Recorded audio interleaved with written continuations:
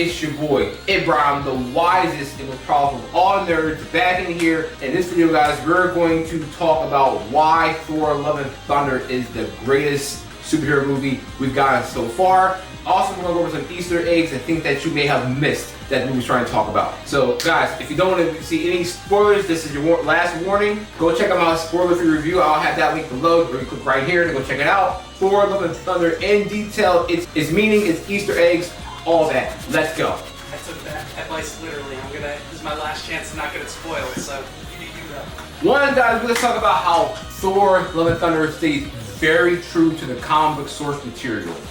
You may have seen in the trailers already how there is the Jane Foster Thor, how Jane had cancer, that she became Thor because she was worthy, and other things such as Gore the God Butcher. Going with Gore the God Butcher, I really do enjoy the fact Christian Bale's in this movie. Christian Bale's performance in this movie was just spectacular. It was the best Christian Bale performance I've seen literally since The Dark Knight, and it's Christian Bale's like attempt almost like at being Heath Ledger at being a villain. I would say the movie starts off strong. In the first 15-20 minutes, it was like, all right, this movie's OP-OD. And what it talks about in the original comic book, Thor the God Butcher, which is what Thor Love and Thunder is based off of, there's a part where Iron Man meets up with Thor, and they talk about some situation that's going on, and Thor explains to Iron Man that this situation is beyond that of mortal understanding. And Iron Man's like, I get it, gossip, I'm gonna be out of here and let you do your thing, Thor. Because even Thor was like, an Avenger and fought alongside. He had other adventures that the other Avengers would not normally understand or could understand the scope of in much degree. And this is what this movie kind of demonstrates, because they couldn't just bring this level of movie in right now. Like, we had to build up a lot of trust with the character Thor, like we did with Spider-Man and the last Spider-Man movie we've gotten with No Way Home.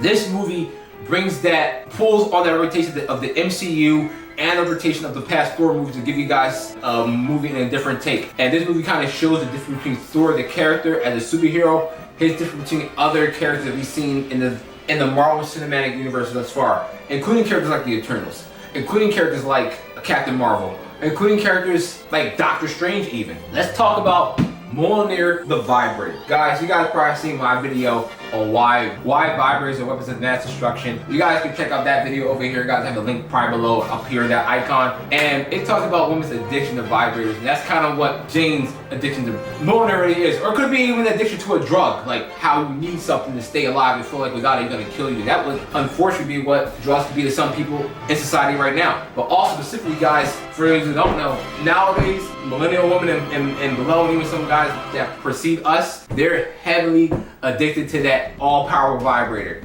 Mjolnir, for example, is this near unlimited power source of energy. And then those vibrators can outperform like 99% of men, if not 100% of men, including like adult film stars, to give you an example. And don't ask me how I know. And these women are addicted to that stuff. Just like in the comic book, Jane Foster's movie has cancer, and spoiler alert, she does die, but the thing is, it's a reflection of modern women. Modern women have been tricked mainly by like the feminist movement to go work, become incredibly awesome and whatever, to the point where they almost kill themselves, they don't have children, and they're not quite happy with their life. That's expressed in the movie where Jane's on her like in the hospital with cancer, and she's done all these amazing things in her life, but she's still like trying to compete with a man. She says, I did all these things, I even became a Thor myself, and I'm still not you, Thor. And that's deep, because it shows how much women nowadays try to compete with men, and then when they get older and they did all these amazing things, and now men no longer want to be with them, and just because they're not as pretty as they used to be, they're no longer as valuable to society, that they feel bad about the decisions they made in their professional careers. So it does respect in a lot of ways in this movie how women can be as awesome as men and do many great things and be as worthy and tough and do awesome things, but it can show like what it can cost at the end of the day. Sometimes, most times even, it can cost women way too much. Red pill love, guys. So this movie does a lot to show like how it feels to be in love. I think more so than most movies in general. This is the best love like story I've seen in like an action movie or any movie I can kind of think, because I don't watch romance movies. Since the Matrix movies, specifically 1 through 3. I did like Matrix 4, you guys can watch that. This movie, like, it showed the colors they used, the concept, the schemes, all that type of stuff, to like the references that they use from like moving on, attachment, past love, past flings, how it feels to be in love, where like you feel kind of stupid, you lose your breath, you feel claustrophobic, you can't breathe sometimes. And even like when you think that you get over certain people and you find out that you're really not, how Thor Love and Thunder addressed that issue. Moving forward, jealousy, understanding, it touches on those variables and subjects in very interesting and comedic ways that I truly did enjoy without disrupting the pace of the movie at all. Speaking of Red Pill love, like this movie does take like a very fair approach. It does highlight, you know, people of, I would say, the Skittles community, maybe the esoteric community. I don't know how you guys want to be addressed, but I'm not trying to get flagged on YouTube by saying anything. And it talks about that, like for example, with Gorg, he comes from a planet of all males, and it makes basically a joke about how rough, possibly nasty, or dangerous that man-to-man sex can be, for example. Or the cost of like women trying to find like a partner, a lifelong partner, as like in a woman-to-woman relationship, with Tessa Thompson as Valkyrie. Speaking of sexual acts and whatnot, there's a part where Thor gets naked because Zeus basically loses his clothes in the movie, and it's a spectacle, and it kind of shows how adult content and nudeness and getting naked has a grip on society. Everybody pause, we want to continue, yada yada yada, and things like that. It shows the harm. It shows how society can always like kind of control everyone's attention when people get naked. And and they didn't do it in a way that will like make it unsafe for kids to go and watch and see, but it really does bring that point home in a way that wouldn't disturb the kids, but also makes you think as adults and what's going on with society and how much we like to put naked imagery and sex in the forefront of all of our content. And even what role that modesty on both the man's side and the woman's side, the importance of that plays in our society. I also love how this movie shows how much the celebrities can do like for the youth and the generation, or even for the community at large. Whereas a lot of people make it, and we look at these people on like, you know, I guess it will be Instagram now or social media, more so we see TV. We see people with like exotic lives that before, in the past 20 years ago, you could only really see in magazines. Not even really on MTV and stuff, but like magazines, you see these crazy pictures with these unbelievable lifestyles. You don't see like certain things every day. Now you see all that every day, all day long on social media. And a lot of these celebrities, they're people. They are, I mean, I would say most of them. They're just genuine people that made it, and they have downsized everybody else, they have upsized everybody else, and they're just trying to figure it out. They may have powers that we don't quite understand. That represents what Thor is in this movie. Like, a lot of them don't have a plan. They just have that power, but they do mean well. Because they have that power to do mean well, they don't always know exactly how they can help or how they should help to society and to the youth. And in a lot of cases, they don't always see themselves as like that kind of leader. Like for example, in the Avengers, even Captain America, he's not as powerful as Thor, but he gave Thanos the hardest fight in the movies. On top of that, he's leader of the Avengers. So not only people that you think that, like for example, Floyd Mayweather, he's one of the richest athletes in the world, if not the richest athlete in the world. People rely on and say, why don't you do more? Why don't you do this? Floyd does a lot for people, but now it means that Floyd Mayweather should be the president of the United States. But there is a lot of good that Floyd can do, but he probably is not sure what he can do. Maybe you know how Floyd can help you, and Floyd's helping a lot of people way more than an average person can ever do in their life, but he's not probably having the impact that society at large thinks that he should have, and that's okay. You can't always put that kind of weight on celebrities, and I love how that's addressed in this movie, even with a character as mighty as Thor, pun intended. The importance of the patriarchy. So here in this movie, you got like a female Thor who is almost trying to compete with Thor slightly, and you have like Tessa Thompson, like, you know, the king of like the Asgardian people and whatnot. This movie, you know, a lot of ways shows how the lack of fathers in the community has an effect on the children, and them being tough, stoic, masculine, and leaders. It shows how we need strong men to kind of like bring us and carry us through our hard times. It talks about how it's important for us men to be fighting the heavier battles, and that sometimes we're gonna have to take a back seat and continue to hold the front at home at the village. Even with Zeus, for example, it shows how feminine he's gotten in regards to the patriarchy, and how things has kind of been focused more on just sex and orgies and adult content and things like that, and having exotic lifestyles with omnipotency like society. And how we need to like have firm, strong like rules within the patriarchy and be about our business like as men. It shows the importance of men as men in society. Also, men's desire for children, how like it shows about love and men's attachment, even if we're powerful or even players or whatever. It shows our desire to be with women and our desire to have children, because we as men, we want to like leave a legacy behind. That's our biological imperative. And Thor, as much as he loves Jane, They not even with the child. He wants to have children, but like women wait too late nowadays to get married younger. They have to get married when they're older, and they have a lot of childbirth like difficulties or have difficulties getting pregnant and things like that. And Thor was unable to have lots and lots of children. The woman he loves most can't give him that. But in the end, he does get a child, which is what he always wanted, to have somebody to carry on his legacy and carry on the God of Thunder in the Marvel Cinematic Universe. Also, the effect of feminism on women.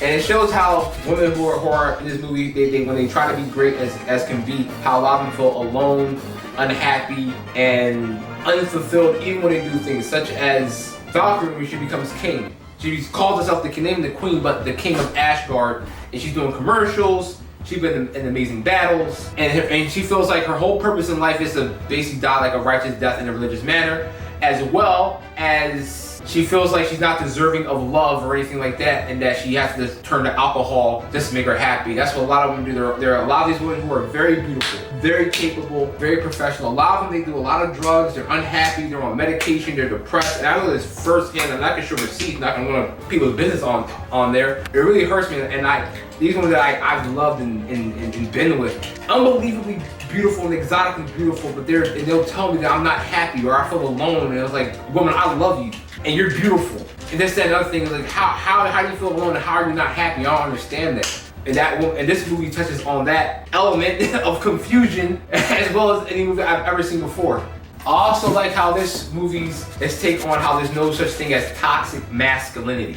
In the beginning of the movie, you have that whole sequence with Thor, or close to the beginning rather, where Thor is getting his life dictated and he's, being awesome and saving the day and showing how much powerful he is compared to most other people. And it shows how like action movies like sometimes go over the top, or how things should be like incredibly crazy and masculine back in like the 1990s or the 80s. Remember this strong and stoic and this aggressive for no reason, left like a path of destruction in their wake. But as long as they won, it was okay. That movie touches on that. And it shows that it was Thor doing that so much, saving the day and being a man and like unapologetically like masculine, how people around him began to like hate that. It was like, let's try something, let's become soft, like, which is the Guardians of the Galaxy. Even though Thor loves those people and is literally being a man and doing his job, and even giving people like other chances to sound, like people complain like, well, you strong men aren't giving us a chance to do things.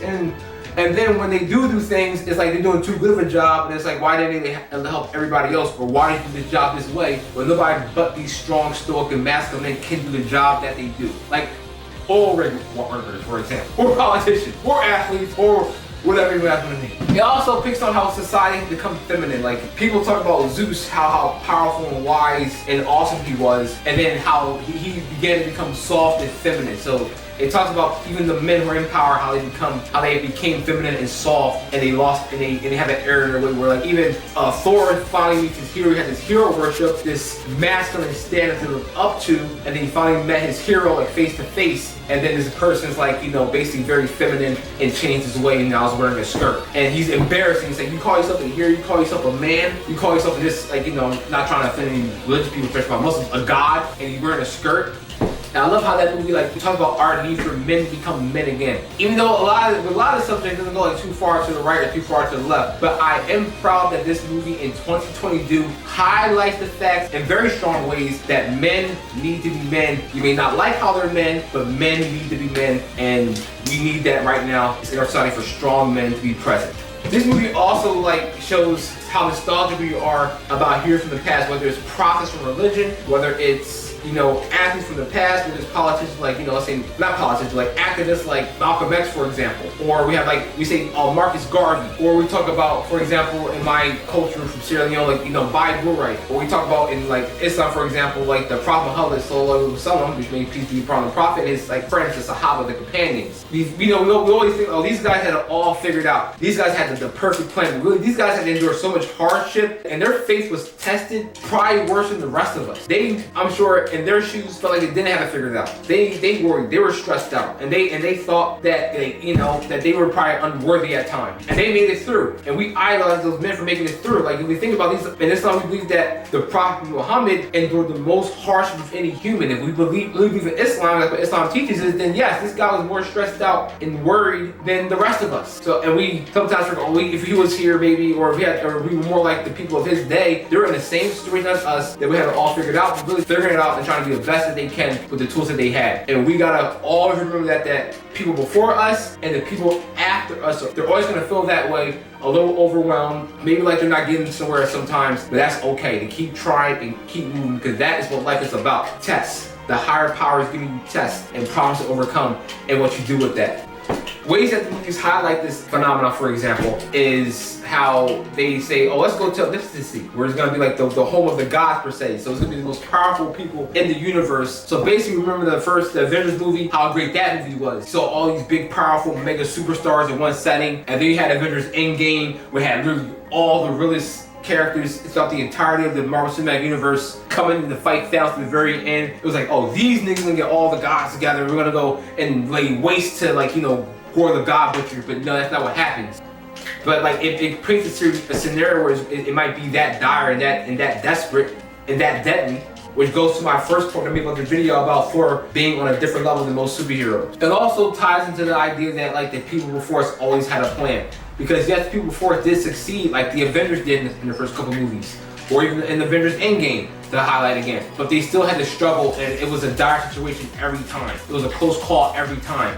Lastly, the meaning of life. Like, it shows different types of love, from family love, wanting to belong to a group, to being loved by your family and children, to being loved by a partner and wanting to live with your partner, and our need to have a partner in our lives, romantically. And I like how it talks about the necessity of that, but also the need of faith. I love how this movie criticizes as well as praises religion. And it probably more so rewards the belief of faith and religion than more so than like the atheism does in this movie. But it doesn't like force it down your throat. You know, we all, whether you're atheist or religious or whatever, spiritual, or call yourself, we all believe in this higher power, and like how we as human beings always strive and yearn for that higher power, that help, that meaning of life, knowing that our struggle is worth it, knowing that our lives meant something. This movie shows that how we have a desire as human beings to know that our lives mean something. So that's, in a very long format, all the reasons I can think about right now at 1 o'clock in the morning on why Thor is the greatest superhero movie we've gotten thus far. That's the wrap of my video. Don't forget to like that button. Don't forget to comment below, guys, tell me what you guys thought about Thor, Love and Thunder. Don't forget to cop some Kingdom Hearts Ibrahim t-shirts off my website. The link will be in the description box below. And most importantly, guys, please subscribe to my YouTube channel so I can continue to guys more content on a regular basis. It's your boy, the wise, the powerful, all nerds, Ibrahim, and I'll see you guys next time.